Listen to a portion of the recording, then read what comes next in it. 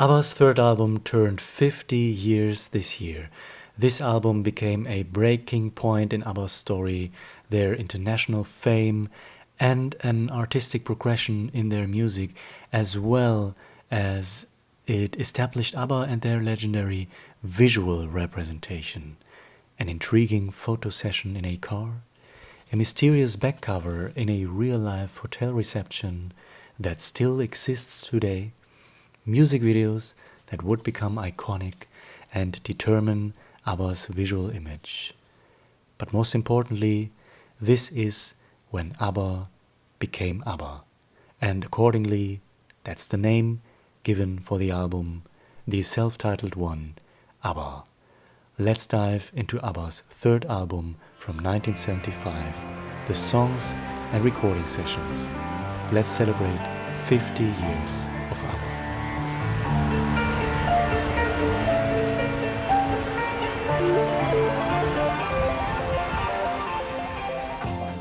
Hey, so on the 21st of April 1975, ABBA released their brand new album.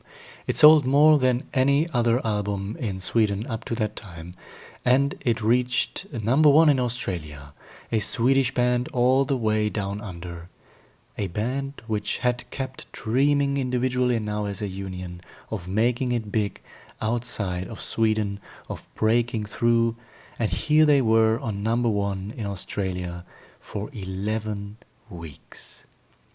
ABBA established once and for all the group's name ABBA and their strength as artists, as singers, songwriters and producers of what became the hallmark sound of ABBA. All of that began a whole 8 months earlier, in August 1974. For the first time, ABBA's recording sessions were intensively focused. They were done across several days and weeks over a period of more than half a year, and the songwriting sessions started even earlier, in June 1974. 2 months later, ABBA came into the studio with 3 songs, all of them to be featured on this upcoming new album. One of them would even become legendary not only in ABBA's canon, but in pop music history. But the first 2 songs are still kind of linked to ABBA's previous album, Waterloo. The first recording for the ABBA album literally brought something over from their previous album. So Long uses a discarded riff from ABBA's breakthrough song Waterloo. A mellotron or possibly mini-moog riff was originally played throughout the chorus of Waterloo, but was initially discarded. Now it was recycled as the catchy guitar riff that we hear in the intro and chorus of So Long. This new song also shared the same rhythm and exact same tempo as Waterloo, and uses trumpets instead of saxophones.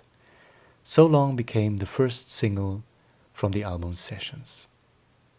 The second recording was Man in the Middle, and there are many unique things about this song. It became one of only 2 songs on the album with lead vocals from Björn. And again, it is somewhat linked to the Waterloo album.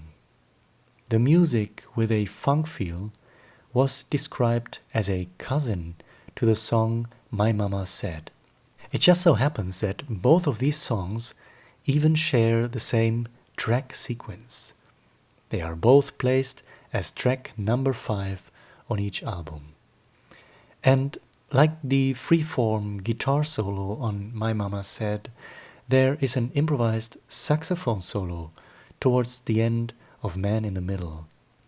Solos are a rarity on any ABBA record, and on top of that, the brass instrument is a rarity in ABBA's oeuvre anyway.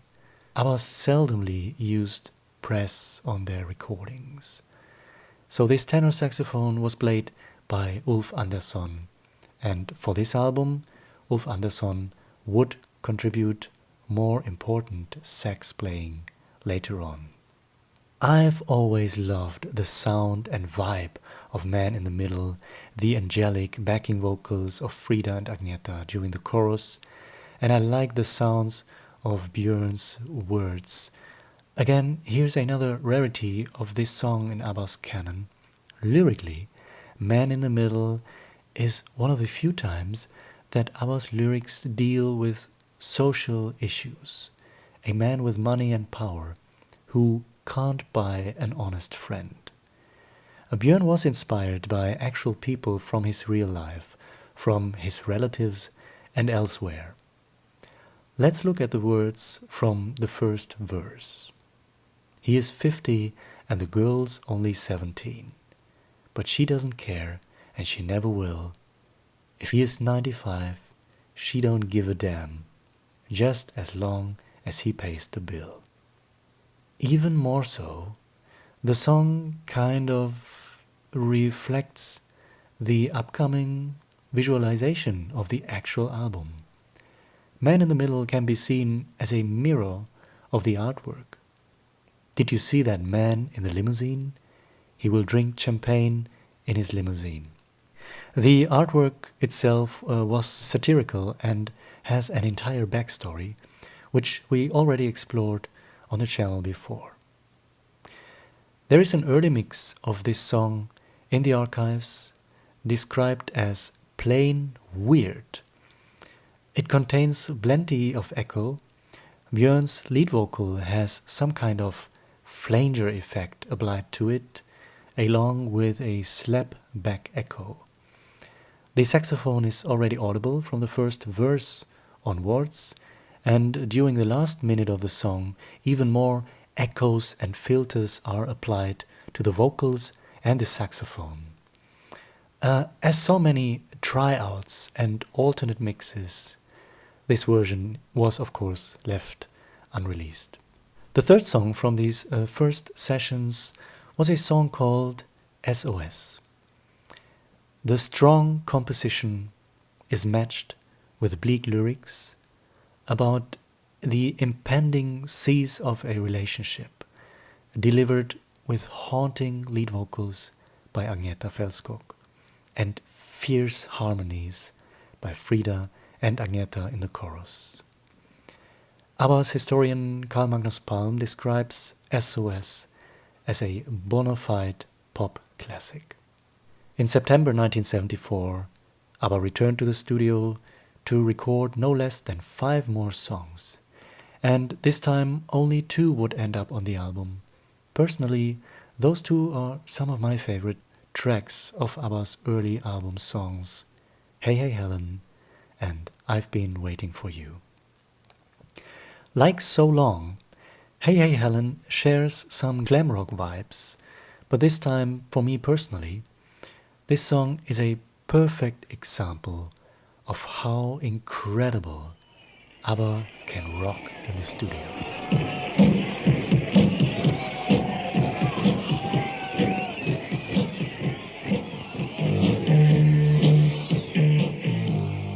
The drums, the rhythm and structure, the e-guitars, a mixture of dazzling and subtlety, the backing vocals, and the sonic force by Frida and Agneta.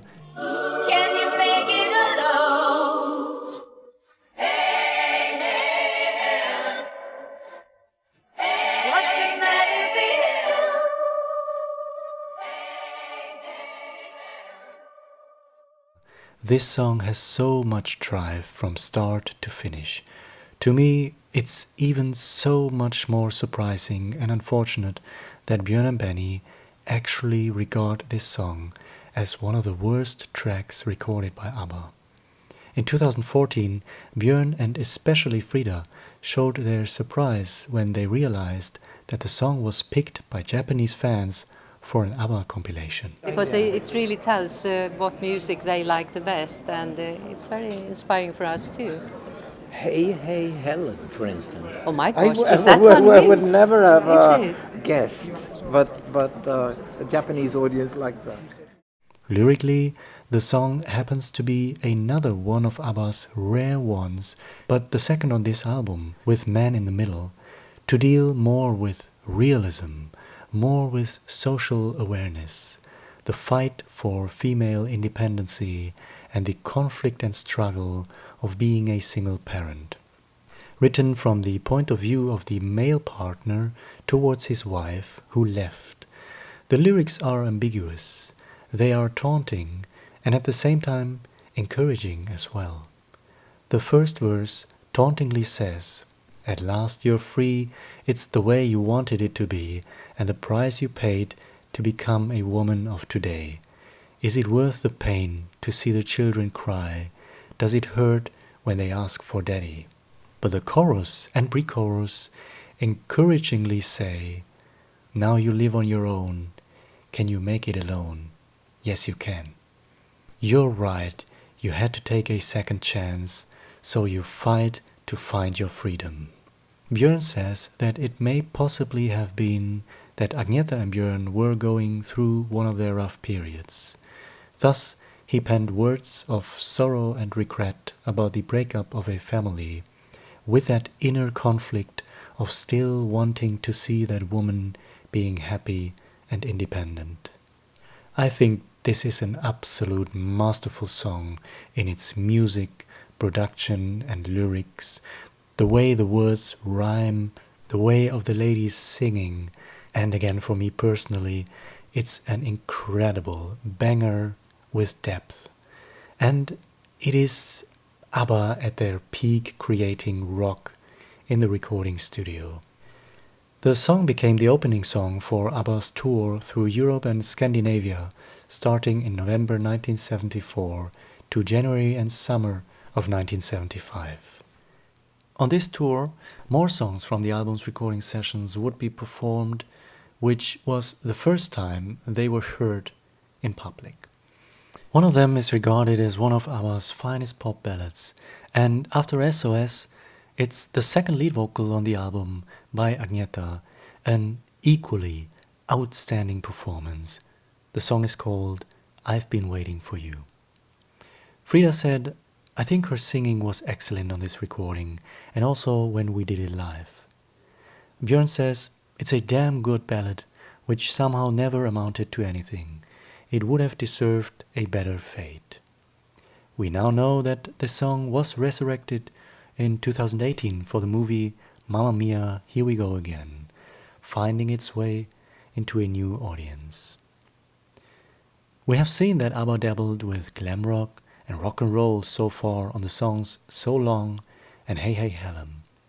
They also tried it on a song called Rikky Rock and Roller, literally singing about and idolizing a fictitious rock and roll star.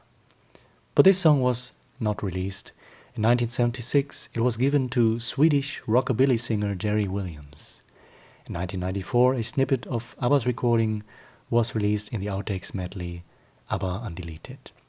Another outtake was Terra del Fuego, also known as Here Comes Ruby Jamie. On this channel we discussed ABBA's country-flavored songs from over the years, and this track is certainly one of them. Again, we were treated with a very brief snippet in ABBA Undeleted, and I've always loved this track so much. It has Frida and Benny on lead vocals, with some really cool lines.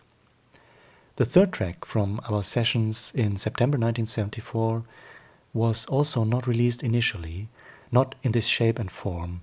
It was an early version of Bang-A-Boomerang with a different structure and different melodies. Once more, this early version was kind of given to another artist as a blueprint, accidentally or not, no one really knows, but to Danish singer Ulla Pia, 1975.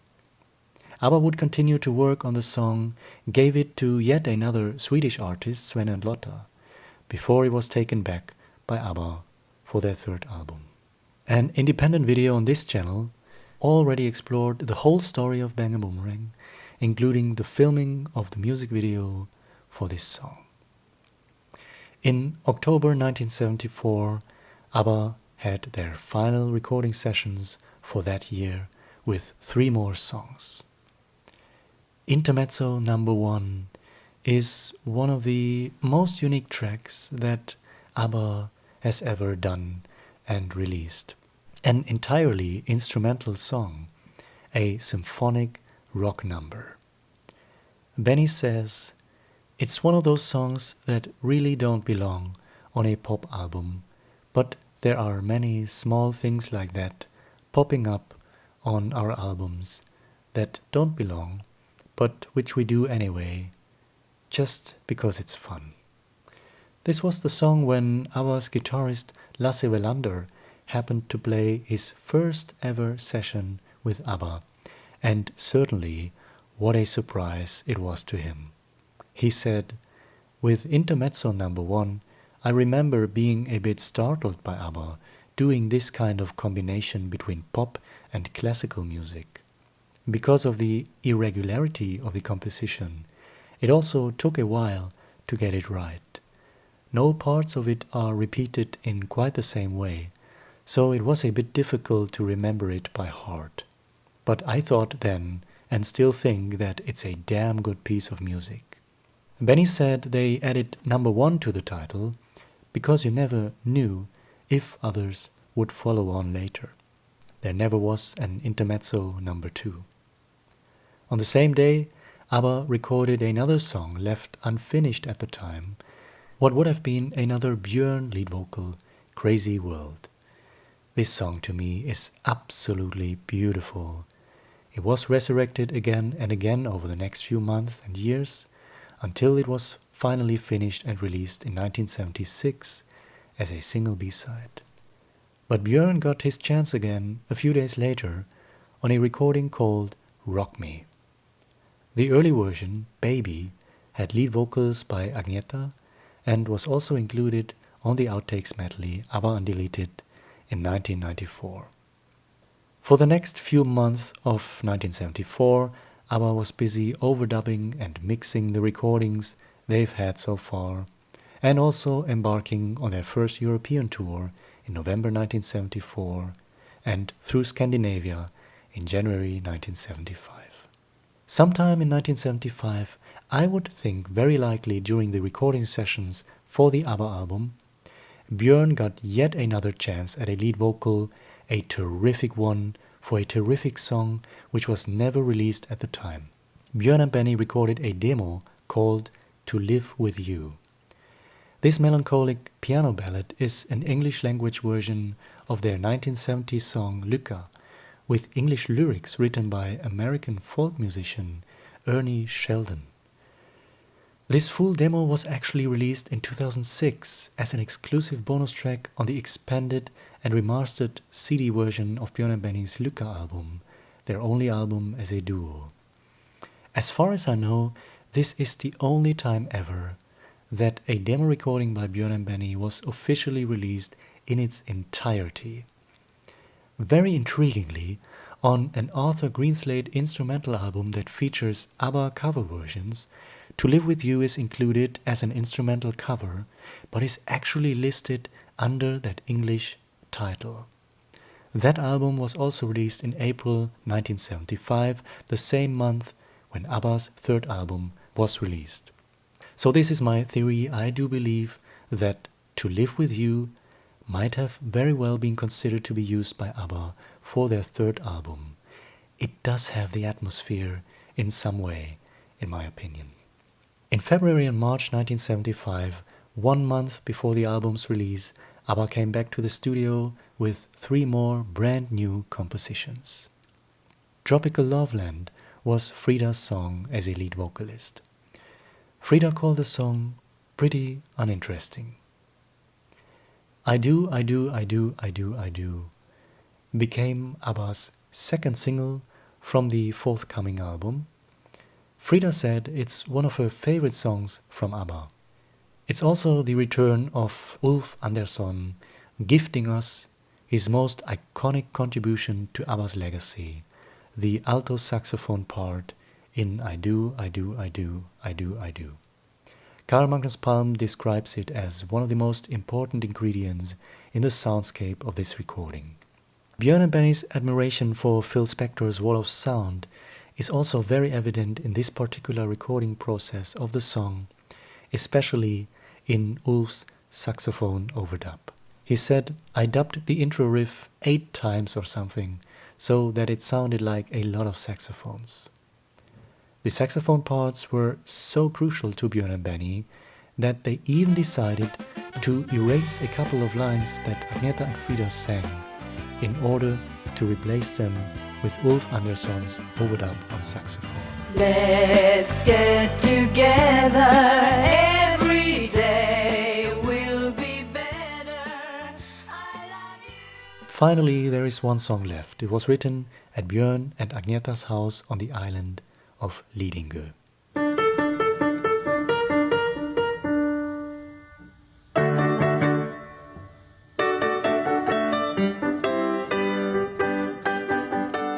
Mamma Mia became a milestone in ABBA's artistic progression. Every instrument precisely contributes something unique. Everything deviates from the actual melody. Nothing is superfluous.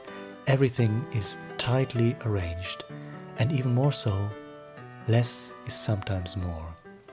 When ABBA came into the studio, they realized to make the chorus really effective and stand out, they would leave all the instruments out except for the piano and the distinctive tick-tocking marimba, and then have the strings and finally the full band gradually come in again. Mamma Mia was the favorite ABBA song by Michael B. Dretov, ABBA's crucial sound engineer. He said, it's the whole idea of ABBA put together in one track. It's genius. There was nothing that sounded like it before. Putting this song on number 1 as the opening song for the album brings us to the album's song sequence, and it shows us just how important the sequence of songs was for ABBA.